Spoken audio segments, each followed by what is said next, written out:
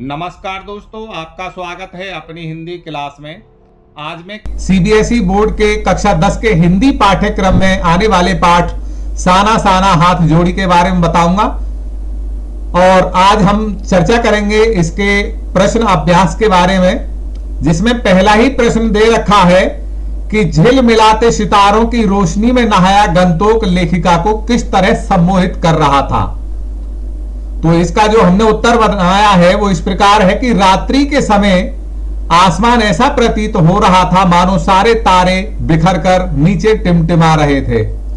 दूर ढलान लेती तराई पर सितारों के गुच्छे रोशनियों की एक झालर सी बना रहे थे। रात के अंधकार में सितारों से झिलमिलाता गंतोक लेखिका को जादुई एहसास करा रहा था। उसे यह जादू ऐसा सम्मोहित कर रहा था कि मानो उसका अस्तित्व रुक गया हो। सब कुछ अर्थहीन सा था। उसकी चेतना शून्यता को प्राप्त कर रही थी। वह सुख की अति इंद्रियता में डूबी हुई उस जादुई उजाले में नहा रही थी जो उसे आत्मिक सुख प्रदान कर रही थी। अगला प्रश्न है इसका, गंतोक को मेहनत कश बादशाहों का शहर क्यों कहा गया। इसका जो सही उत्तर है वो इस प्रकार है कि गंतोक को सुंदर बनाने के लिए वहां के निवासियों ने विपरीत परिस्थितियों में अत्यधिक श्रम किया है। पहाड़ी क्षेत्र के कारण पहाड़ों को काटकर रास्ता बनाना पड़ता है। पत्थरों पर बैठकर औरतें पत्थर तोड़ती हैं। उनके हाथों में कुदाल व हथौड़े होते हैं। कईयों की पीठ पर बंधी टोकरी में उनके बच्चे भी बंधे रहते हैं और वे काम करते रहते हैं। हरे भरे बागानों में युवतियां बोकू पहने चाय की पत्तियां तोड़ती हैं। बच्चे भी अपनी मां के साथ काम करते हैं। यहां जीवन बेहद कठिन है, पर यहां के लोगों ने कई कठिनाइयों के बावजूद भी शहर के हर पल को खूबसूरत बना दिया है। इसलिए लेखिका ने इसे मेहनत कश बादशाहों का शहर कहा है। तीसरा प्रश्न इस प्रकार है कि कभी श्वेत तो कभी रंगीन पताकाओं का फहराना किन अलग अलग अवसरों की ओर संकेत करता है। इसका जो उत्तर है वो इस प्रकार है कि सफेद बौद्ध पताकाएं शांति व अहिंसा की प्रतीक हैं। इन पर मंत्र लिखे होते हैं। यदि किसी बुद्धिस्ट की मृत्यु होती है तो उसकी आत्मा की शांति के लिए 108 श्वेत पताकाएं फहराई जाती हैं। इन्हें उतारा नहीं जाता, ये स्वयं नष्ट हो जाती हैं। कई बार किसी नए कार्य के अवसर पर रंगीन पताकाएं फहराई जाती हैं। इसलिए ये पताकाएं शोक व नए कार्य के शुभारंभ की ओर संकेत करती हैं। पाठ का जो चौथा प्रश्न है वो इस प्रकार है कि जितेन नार्गे ने लेखिका को सिक्किम की प्रकृति, वहां की भौगोलिक स्थिति एवं जनजीवन के बारे में क्या महत्वपूर्ण जानकारियां दी, लिखिए। इसका उत्तर इस प्रकार है कि जितेन नार्गे ने लेखिका को सिक्किम की प्रकृति, वहां की भौगोलिक स्थिति एवं जनजीवन के बारे में जो निम्नलिखित जानकारियां दी वो इस प्रकार हैं। जैसे नंबर 1, नार्गे के अनुसार सिक्किम में घाटियां, रास्ते, हिमालय की गहनतम घाटियां और फूलों से लदी वादियां मिलेंगी। घाटियों का सौंदर्य देखते ही बनता है। नार्गे ने बताया कि वहां की खूबसूरती की स्विट्जरलैंड की खूबसूरती से तुलना की जा सकती है। नंबर 3, नार्गे के अनुसार पहाड़ी रास्तों पर फहराई गई ध्वजा बुद्धिस्ट की मृत्यु व नए कार्य की शुरुआत पर फहराई जाती हैं। ध्वजा का रंग श्वेत व रंग बिरंगा होता है। चौथा बिंदु इस प्रकार है कि सिक्किम में भी भारत की ही तरह घूमते चक्र के रूप में आस्थाएं, विश्वास, अंधविश्वास, पाप पुण्य की अवधारणाएं व कल्पनाएं एक जैसी थीं। पांचवा बिंदु, वहां की युवतियां बोकू नाम का सिक्किमी परिधान पहनती थी, जिनमें उनके सौंदर्य की छटा निराली होती है। वहां के घर घाटियों में ताश के घरों की तरह पेड़ के बीज छोटे छोटे होते हैं। 6, वहां के लोग मेहनत कश लोग हैं, वे जीवन काफी मुश्किलों से भरा हुआ है। 7, स्त्रियां व बच्चे सब काम करते हैं। स्त्रियां स्वेटर बुनती हैं, घर संभालती हैं, खेती करती हैं, पत्थर तोड़ तोड़कर सड़कें बनाती हैं, चाय की पत्तियां चुनने बाग में जाती हैं, बच्चों को अपनी कमर पर कपड़े में बांधकर रखती हैं। 8, बच्चों को बहुत ऊंचाई पर पढ़ाई के लिए जाना पड़ता है क्योंकि दूर दूर तक कोई स्कूल नहीं है। इन सब के विषय में नार्गे लेखिका को बताता चला गया। प्रश्न संख्या 5, लॉन्ग स्टॉक में घूमते हुए चक्र को देखकर लेखिका को पूरे भारत की आत्मा एक सी क्यों दिखाई दी? इसका जो सही उत्तर है वो इस प्रकार है कि लेखिका सिक्किम में घूमती हुई कवि लॉन्ग स्टॉक की जगह पर गई। लॉन्ग स्टॉक के घूमते चक्र के बारे में जितेन ने बताया कि यह धर्म चक्र है, इसको घुमाने से सारे पाप धुल जाते हैं। मैदानी क्षेत्र में गंगा के विषय में भी ऐसी ही धारणा है। लेखिका को लगा कि चाहे मैदान हो या पहाड़, तमाम वैज्ञानिक प्रगतियों के बावजूद इस देश की आत्मा एक जैसी है। यहां लोगों की आस्थाएं, विश्वास, पाप पुण्य की अवधारणाएं और कल्पनाएं एक जैसी हैं। यही विश्वास पूरे भारत को एक ही सूत्र में बांध देता है। प्रश्न संख्या 6 इस प्रकार है कि जितेन नार्गे की गाइड की भूमिका के बारे में विचार करते हुए लिखिए कि एक कुशल गाइड में क्या गुण होते हैं। नार्गे एक कुशल गाइड था।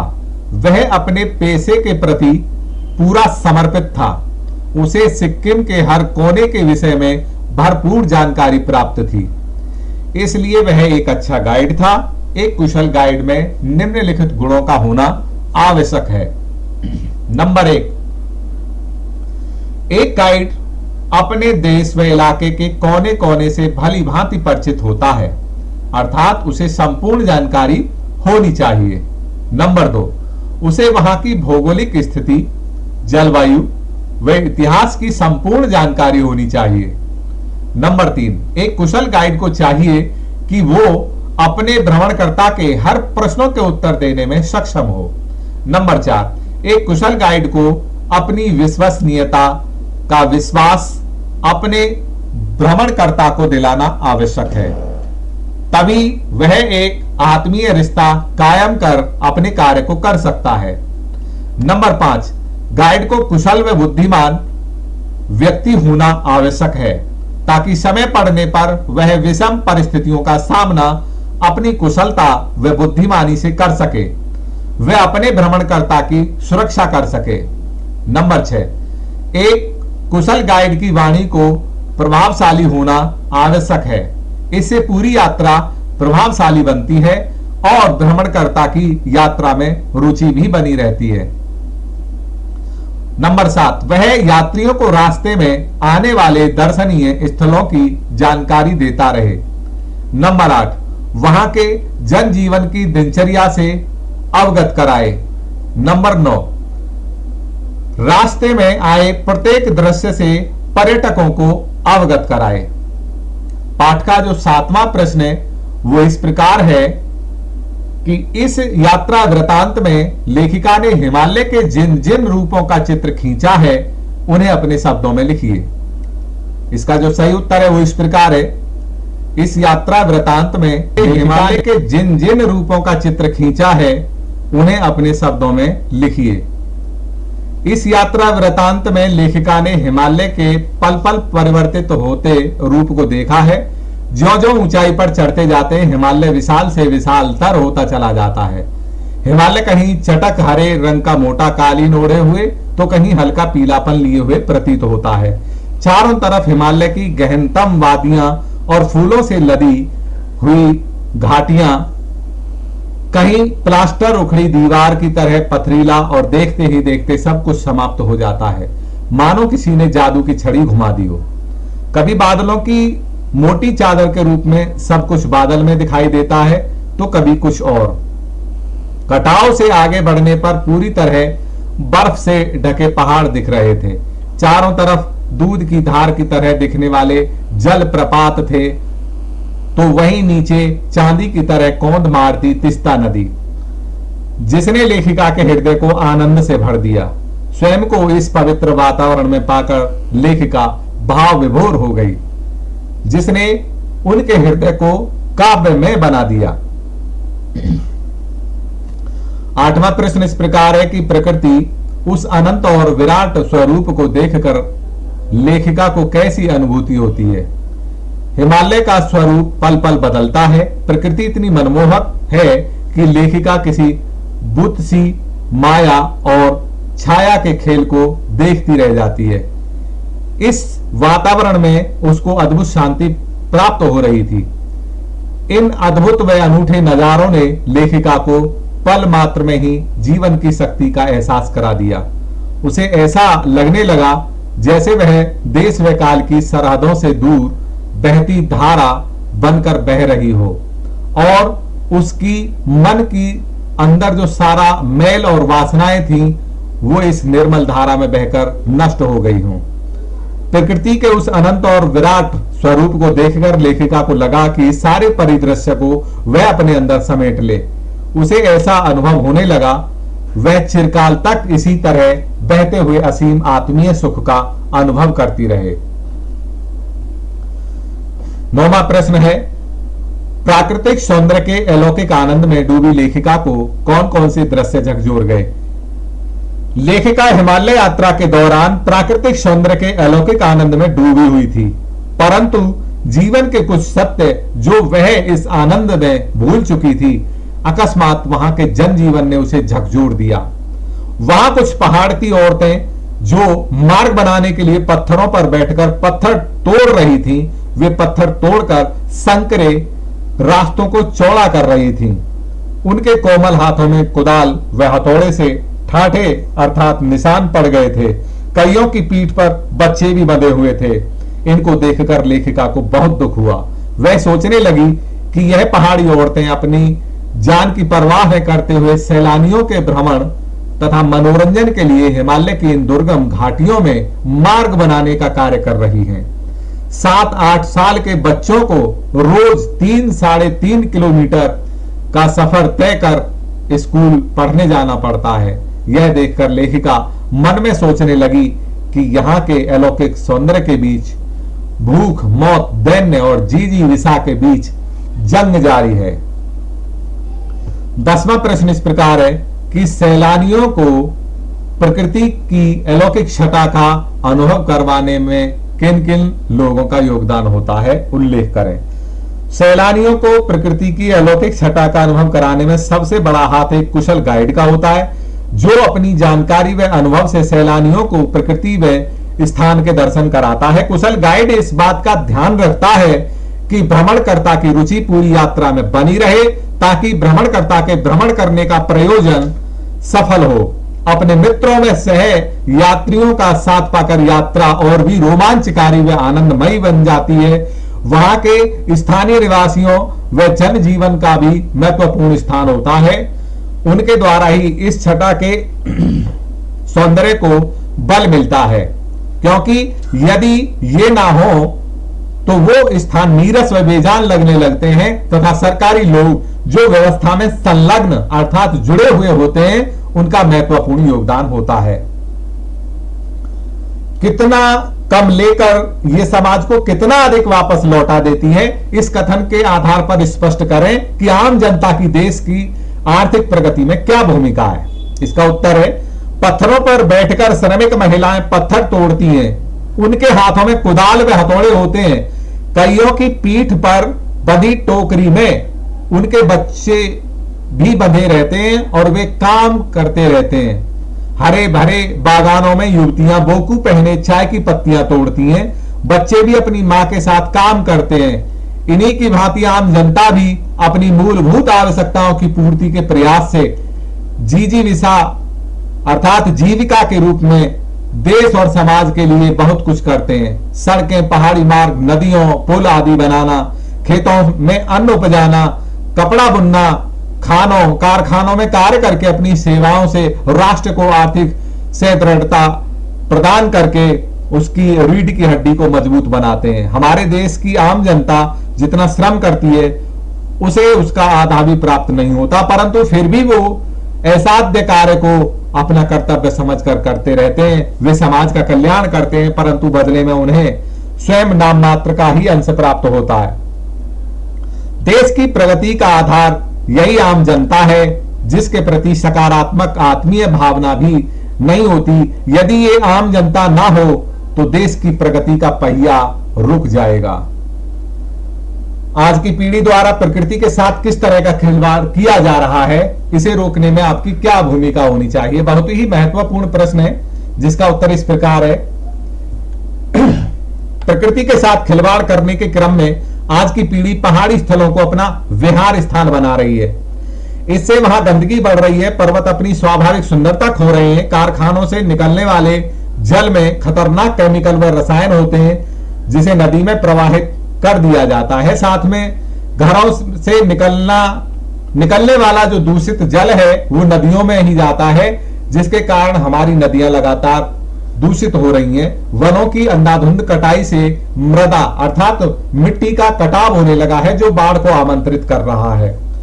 दूसरे, अधिक पेड़ों की कटाई से वातावरण में कार्बन डाइऑक्साइड की अधिकता बढ़ गई है, जिससे वायु प्रदूषण होते जा रहा है।